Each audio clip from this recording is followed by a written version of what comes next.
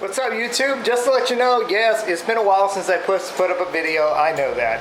That is my fault. I honestly just don't have anything to film at the moment. But I did do something kind of special. I mean, I've been slacking off essentially. But I did purchase something that I'm actually happy to show you guys. And I'm going to do like a first impressions on this particular item. And just to let you know, I have looked for this thing for at least 3 years. And I finally found one that I had to wind up paying a lot more money for than I really should have. But I finally got it, and that's what's important, at least to me. And I think it's one of the coolest things I've ever bought. So let's go ahead and get on to that. I'll give you the first impressions video from the table. And let's have at it. Let's go. Alright, so what we have here is the new item I bought. It's a keltec RDB. I've never owned a keltec in my life before. And just going to put it out there, I have not bought my optics for it. I have one on the way. I have not bought it yet. So we're going to go ahead and go over first impressions for the gun and try to break it down and stuff like that. And kind of show you the features of it. And I haven't even shot it yet, so as soon as I get my outfit, I'm going to start shooting it, and I'll try to film it as best as I can. Alright, on to the review. So what we got here is a keltec RDB. It is RDB stands for Rifle Downward Ejecting Bullpup, and a bullpup it is. Bullpup stands for a action that is behind the pistol grip. The pistol grip, the action is back here. It takes the regular AR-15 Stanag bags. So if you have an AR-15, you'll probably like this kind of system because you probably have a whole bunch of AR-15 mags laying around, just like I do. So we're going to go ahead and go over the features. For the gun range guys out there, weapon is clear. So you have an ambidextrous safety. You have it right here. It's a 45-degree safety where it goes between fire and safe. This is fire, safe. On the other side, same thing, fire and safe. You have a reversible charging handle. I have mine already flipped over to the left for left-hand shooting. It's a non-reciprocating charging handle. And here's where would normally be on the other side. You have a HK style lock. You put the charging handle and you turn it off. And if you want to charge it, you slap it down. You have your magazine release right here on this side and on this side. I don't particularly like this magazine release because it is kind of hard to push down. But I'm pretty sure that once I go to shoot it, I'm going to see if you can't actually use the charging handle to load a magazine once you've actually inserted a new magazine. Got your adjustable gas system right here. It is a a short stroke piston. And you have your standard A2 flash hider here.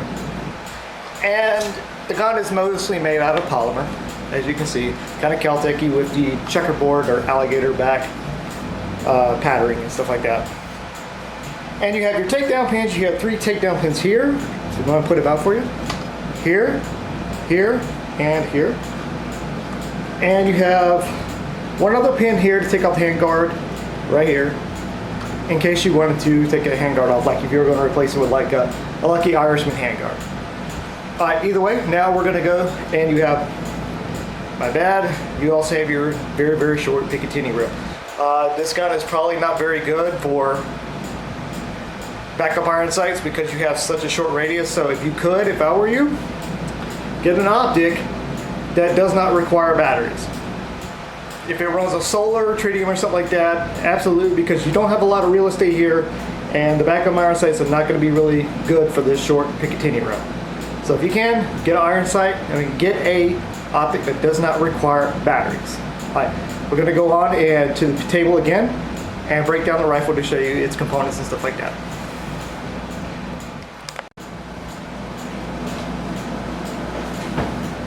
Alright, let's go ahead and get on to this.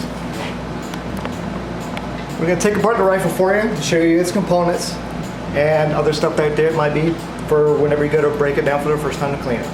And to kind of show you how simple this rifle really is. Here's the top of your pins. So I'll flip the rifle over. start pushing pins in.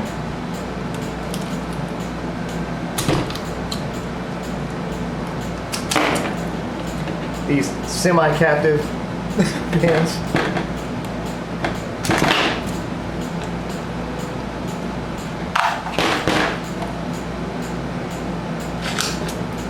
They're only semi-captive in my opinion.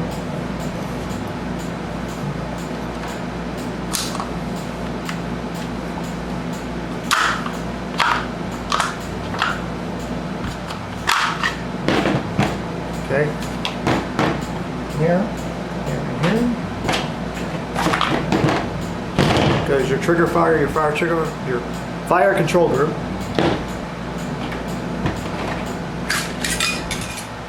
Okay. This is where your cheek rests. This is your upper receiver, right here. You have your cheek protector. You have your buttstock. This is a non-adjustable buttstock, so whatever length of the pull you have, that's what you got. So let's go on this right here. So what you got here, this is your bolt carrier group right here. It's kind of all in one piece. It's not meant to come apart. Here is actually incorrect. I'm just being dumb. Here goes your piston and your bolt. It's kind of an AR-15 style rotating bolt assembly. It has your ejector here, which would be needed to further round out to the bottom. You have like a shield here to keep the round from trying to come up whenever it's being ejected. It kind of guides the round. It's kind of stuck out slightly further than the rest of the bolt to help it toss the rifle round down, spin casing down. Here goes your firing pin and your bolt lock, your what they call the cam pin, and you have your recoil spring and your actual guide rod. So here we have the fire control group. Your actual trigger is here. You have a linkage that goes from here to here to here to where your hammer is. There you go. You have a dual trigger spring right here, and it has a pretty good trigger spring. It's more like a mil-spec AR-15. Is it the best in the world? No, it's not. But for a bullpup, it's actually really, really good. And I know they have the IXI Tabor 95 that has a better trigger pull, but it took them a long time to get it right. Keltec did it right basically on the first try with the RDB. So there's that. And you have your magazine release here, which is pretty much just a piece of sheet metal with a little rubber boot here that you can push in. Some people have a problem. Just right here, if you're wearing gloves, that your hand will actually touch this magazine release and at least drop the mag while they're in the middle of what they're doing.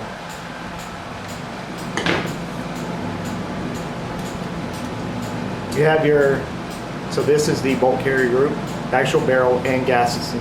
This is your adjustable gas system where you can turn it left and right to adjust the amount of gas that you're going to send back to the bolt.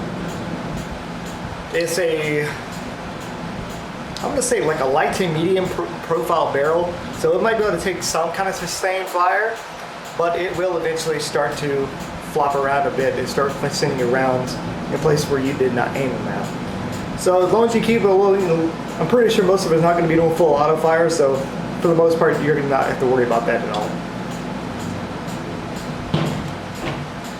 And probably the most Keltec-y thing of this rifle is the handguard. I'm probably going to go ahead and get the Lucky Irishman handguard for it. I do happen to like that aluminum handguard a lot better than this. It gives the rifle a lot more svelte appearance. But it does come with a integrated Picatinny rail and some M-locking right here for the M-lock like lights and stuff like that. Either way. And honestly, your upper receiver, which is little more than just cheap belt beats in that too. So we're going to go ahead and try to put this rifle together. It's kind of a pain in the ass in my opinion, trying to line up everything, but we'll do what I can.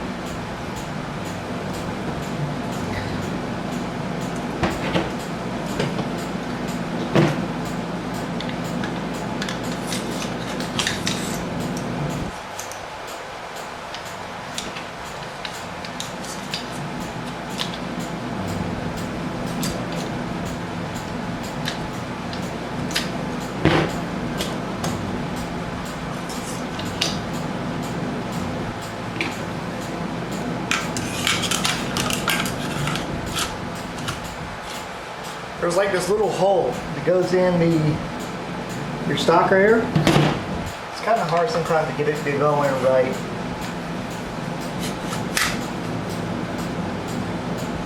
Okay, top is assembled. We're going to go ahead and attach the power control group or the lower receiver.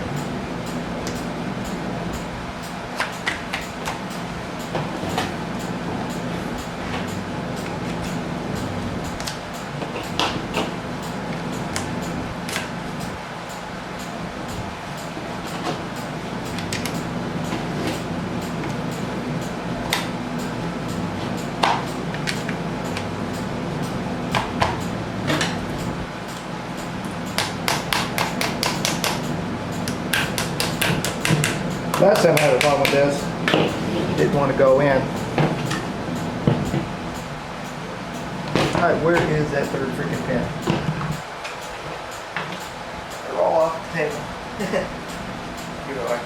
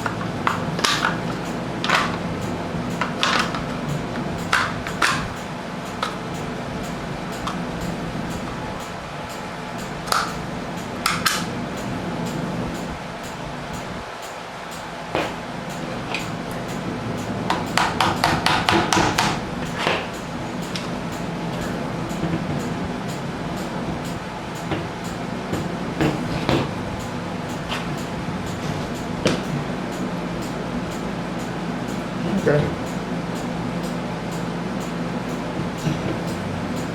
I'll swap to that.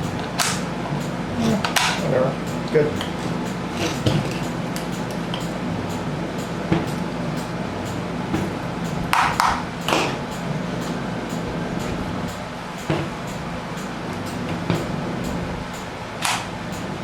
Well, there you go. Rifle's now assembled. I know it took me a little bit. Sometimes I'm still kind of feeling this rifle out. I haven't had it for a couple of days. So let's go ahead and do I'm glad you guys, with a few people actually watch this channel. Glad you guys stick around. If you like the content, please leave a like and subscribe. I'm still working on the 3000 GT.